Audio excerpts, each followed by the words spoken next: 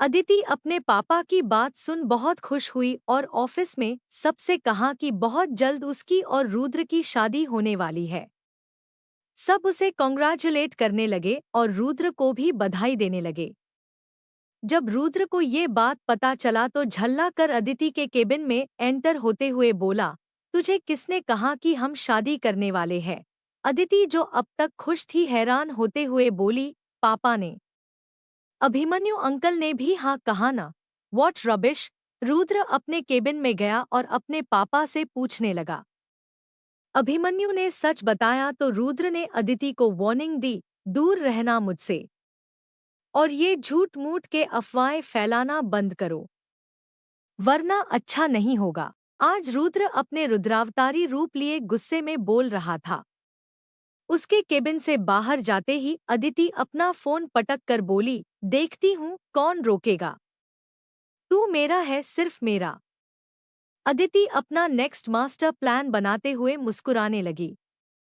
अपना फोन उठा हर्ष को कॉल लगाया। हाय हर्ष, अब वक्त आ गया है। आजकल रुद्र बहुत बिजी होने के कारण सांझी अकेले ही घर जाती और खुद ही खाना बना खा कर सो जाती। आज भी वही हो रहा था। घर गई और अपना दरवाजा खोल ही रही थी कि उसने बगल वाले घर में शिफ्टिंग हो रही थी। झांक के देखा तो बैचलर पैड जैसा दिख रहा था। पीछे से लड़के ने आवाज दी, तुम मेरा पीछा कर रही हो? लड़के ने कहा। उछलकर सांझी पीछे मुड़कर देखी तो वो वही लड़का था जो शौर्य जैसा दिखता था। क्या मतलब है तुम्हारा? पागल हो गए हो क्या? सांझी अपने घर के अंदर जाने लगी। तुम यहाँ रहती हो? सत्यानाश। लड़के ने अपना सिर पीटा। क्या मतलब है आपका? सांझी के पूछा। मैं यहाँ शिफ्ट कर रहा हूँ, पर अगर मुझे पता होता कि तुम यहाँ रहती हो तो कभी नहीं आता, लड़के ने जवाब दिया। सांझी अपनी आंखें बड़ी कर बोली, नो वे। एग्जैक्टली, लड़के ने कहा, पर अगर तुम चाहो तो फिर से इंट्रोडक्शन शुरू कर सकते हैं। अपना हाथ आगे बढ़ाते हुए लड़के ने कहा, हाय, आई एम हर्ष सबरवाल। सांझी हिचकिचाते हुए हाथ आगे कर बोली, माय नेम इज सांझी सिंघानिया। ये नहीं बोलूंगा आपसे मिलके खुशी हुई, पर ये जरूर बोलूंगा कि अब से शिकायत का मौका नहीं दूंगा।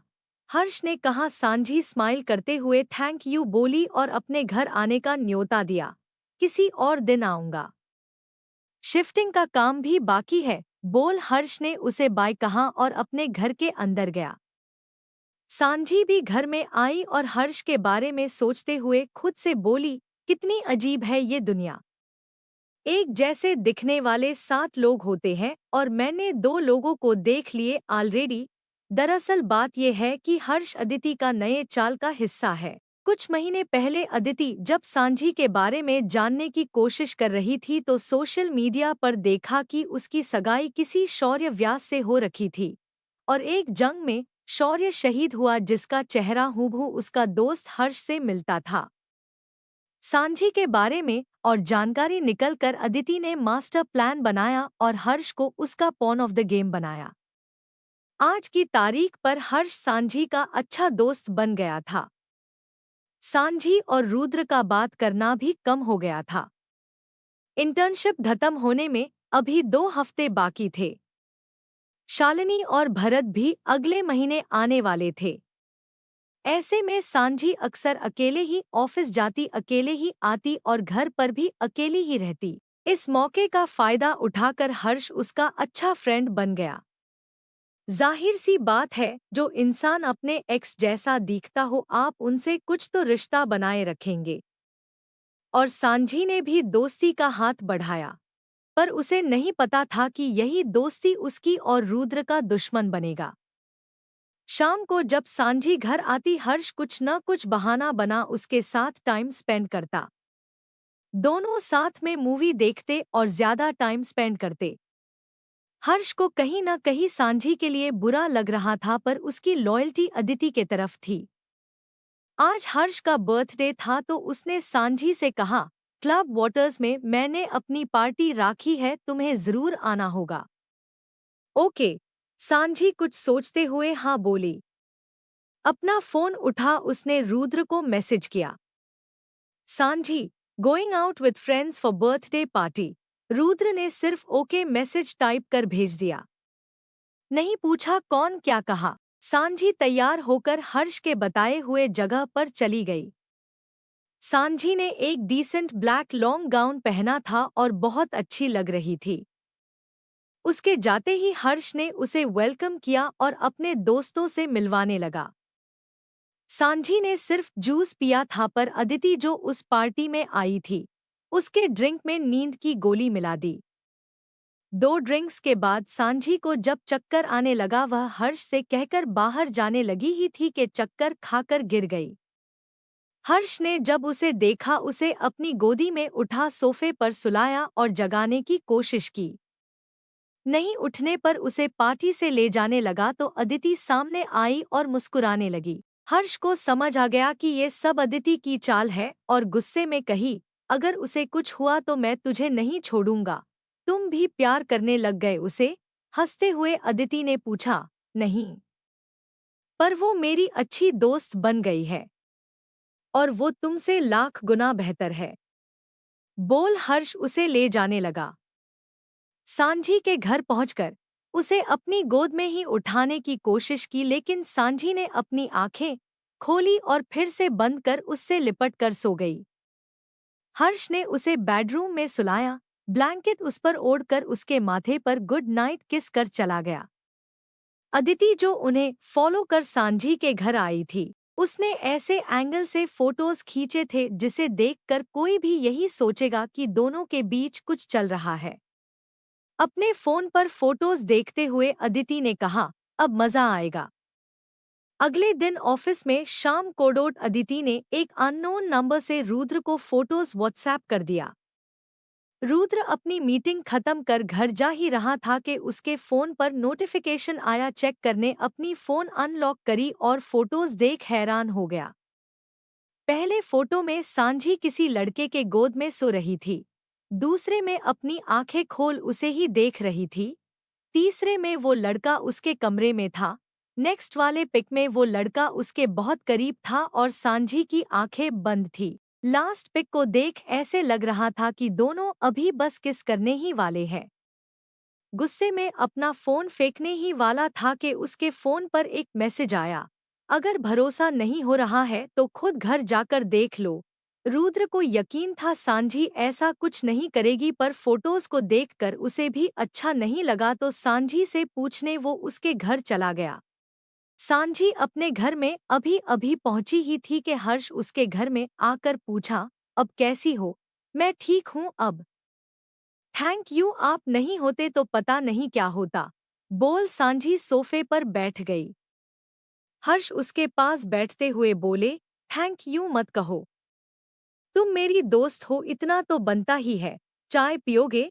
सांझी ने पूछा। हर्ष ने हाँ कहा। उसी वक्त हर्ष के फोन पर मैसेज आया, he is coming, be ready. दरअसल हर्ष को अदिति का प्लान अच्छा नहीं लगा था पर अदिति हर्ष के कुछ गहरे राज जानती थी और उसे धमका रही थी कि अगर उसने इस प्लान में साथ नहीं दिया तो वो हर्ष को एक्सपोज करेगी और इसी वजह से हर्ष को अब वो करना पड़ा जो वो किसी के साथ नहीं करना चाहता था। सांझी के पीछे पीछे उसके किचन में गया। उसके कान के बिल्कुल करीब जाकर ऐसे दिखाने लगा कि वो अभी उसे किस करने वाला है। इन सब से अनजान सांझी चाय बना रही थी जब रुद्र किचन में आकर उसे और हर्ष को साथ देख चलाया। What the hell is this? सांझी, उसकी आवाज सुन हर्ष पीछे हटा, क्योंकि अब उसका काम हो गया था। रुद्र उसके पास आया और उसके मुंह पर जोर से पंच मारा। हर्ष के मुंह से खून निकलने लगा। ये क्या कर रहे हो रुद्र? सांझी चिल्लाने लगी। रुद्र ने उसकी एक नहीं सुनी।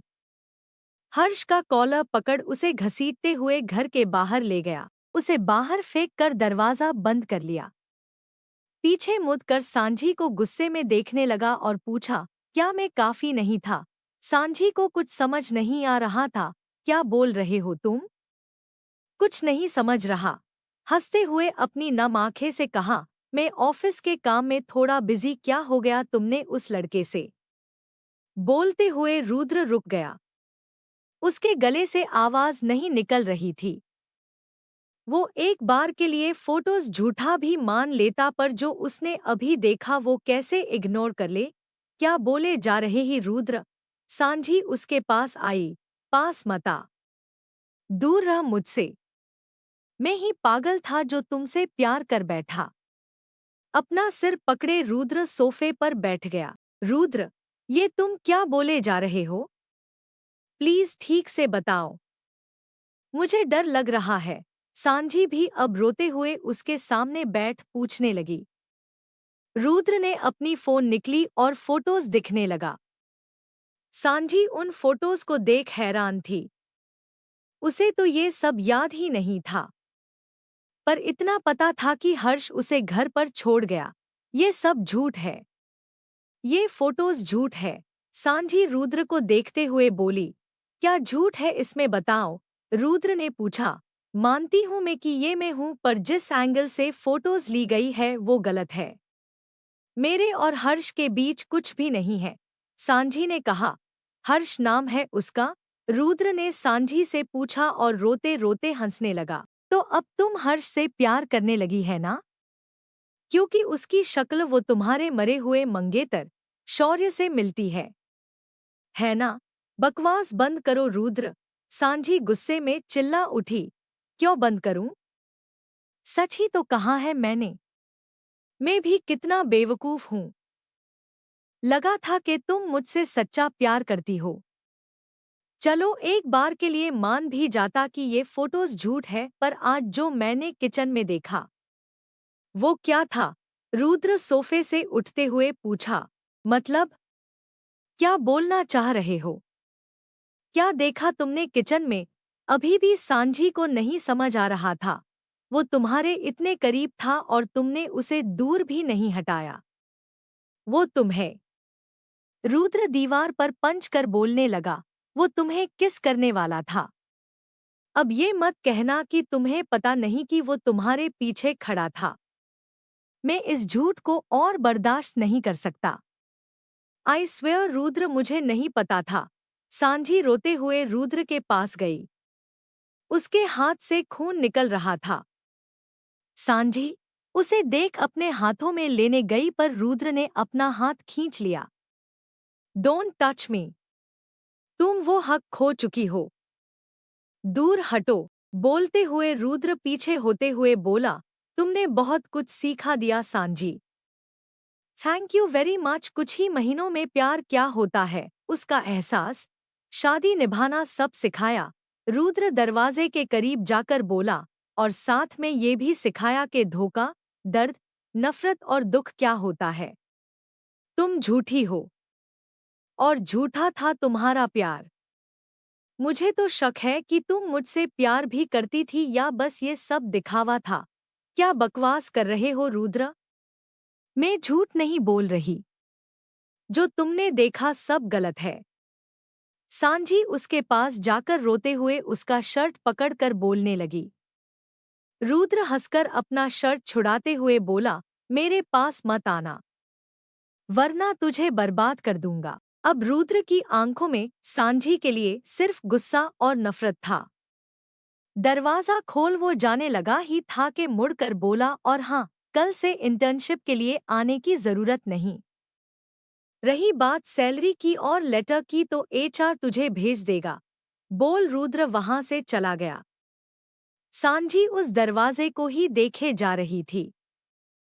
रोते हुए वो जमीन पर ही लेट गई और शालिनी को कॉल लगा सब बता दिया। शालिनी ने रुद्र का नंबर ट्राई किया पर नॉट रीचेबल आ रहा था। सांझी का रो रो कर बुरा हाल हो गया था। पूरी रात वो जमीन पर ही लेटे सुबकती रही। अगली सुबह उसने डिसाइड किया कि वो हर्ष से जवाब मांगेंगे। उसके दरवाजे पर खटखटाने लगी पर किसी ने नहीं खोला। केयरटेकर ऊपर आकर पूछा, क्या बात है मैडम? ये जो यहाँ रहते हैं वो किधर है? सांझी ने पूछा। वो चले गए मैडम, केयरटेकर ने कहा। कहाँ चले गए? सांझी ने पूछा। पता नहीं, पर कल रात को ही खोली कर चले गए। केयरटेकर के ये बोलने पर सांझी टेंशन में आने लगी। ओके थैंक यू, बोल अपने घर के अंदर गई और हर्ष को कॉल लगाने लगी। उसका फोन स्विच्ड ऑफ आ रहा था। बार बार कॉल करती और बार बार वही मैसेज आता। रुद्र, चिल्लाते हुए सांझी ने पास रखे वास को तोड़ दिया। गिलास का एक टुकड़ा उसके पैर पर लगा पर सांझी को कोई फर्क नहीं पड़ रहा था। उसका दिल का दर्द बाहरी जख्म से कई ज्यादा दर्दनाक था। वो रुद्र को कॉल करने लगी पर अब रुद्र ने उसका कॉल ब्लॉक कर दिया था। पार्थ को कॉल लगाया पर पार्थ का नंबर बिजी आ रहा था। फ्रीक, सांझी गुस्से में अपने कमरे को तहस नहस कर जमीन पर बैठ गई। रोते हुए खुद से कहा, रुद्र सिंह रावत, हेट यू। मैं तुझे कभी माफ नहीं करूंगी। इस दर्द का बदला मैं तुमसे लेकर ही रहूंगी। बहुत जल्द। सांझी ने अपने फोन में दिल्ली की टिकट बुक कर अपना बैग पैक कर जाने लगी। घर की चाबी उसने केयरटेकर को दिया और कहा शालिनी या भरत को दे दे। एक आखिरी बार उसने अपने बिल्डिंग की ओर मुड़कर देखा तो सारी बातें उसे याद आने लगी। सांझी ने अपने आंसू पोंछे और बैग लिया वह से चली गई। शाम को जब वो दिल्ली पहुंची अपने घर जा सुबकते हुए सार्थक और श्रेया से गले लग रोने लगी। सार्थक टेंशन में आकर उसे पूछने लगा तो सांझी ने उसे सब कुछ बता दिया, कोर्ट मैरिज के बारे में भी। ये सुन सार्थक झल्ला उठा, तुमने उससे शादी कर ली? वो भी बिना बताए? सार्थक ने पूछा। सॉरी पापा, सांझी रोते हुए बोली। सांझी से दूर हटते हुए सार्थक ने कहा, श्रेया इसे यहाँ से जाने कहो। हमारी बेटी उसी दिन मर गई जब इसने मेरे इजाजत के बगैर शादी कर ली। ये आप क्या कह रहे हैं? श्रेया हैरान पूछने लगी। आई एम सॉरी पापा। सांझी ने सार्थक का पैर पकड़ा पर सार्थक दूसरी ओर देखते हुए श्रेया से फिर से कहा, ले जाओ इसे यहाँ से, वरना पता नहीं मैं क्या कर दूंगा। श्रेया घबरा कर सांझी को लो लिए घर से बाहर आई। आपके पापा अभी बहुत गुस्से में है, पर तू अभी भी मेरी बेटी है और मैं चाहती हूँ कि फिलहाल अपने पापा से दूर रहे जब तक उनका गुस्सा ठंडा नहीं होता। कहाँ माँ? सांझी ने पूछा। श्रेया कुछ सोचते हुए एक दो फोन कॉल्स किए। अंदर जा पासपोर्ट लिए बाहर आकर सांझी का पासपोर्ट देते हुए बोली, ये ले तेरा पासपोर्ट। तुझे तो पता ही है मेरा भाई नवीन रायचंद लंदन में रहता है, उससे मैंने बात कर ली है। तुम उनके वहां जाकर कुछ दिन रह लो। रही बात एमबीए की तो मेरे भाई ने कहा वो देख लेगा। तुम अपना सेकंड ईयर वही कंप्लीट कर लेना। सांझी का मन नहीं था पर फिर भी उसने हाँ कहा। 2 ही दिन में उसकी दुनिया उजड़ गई थी। वो अंदर से बिल्कुल टूट गई थी। पर अभी उसे अपने आप को स्ट्रॉन्ग रखना था। अभी उसकी मंजिल बहुत दूर थी।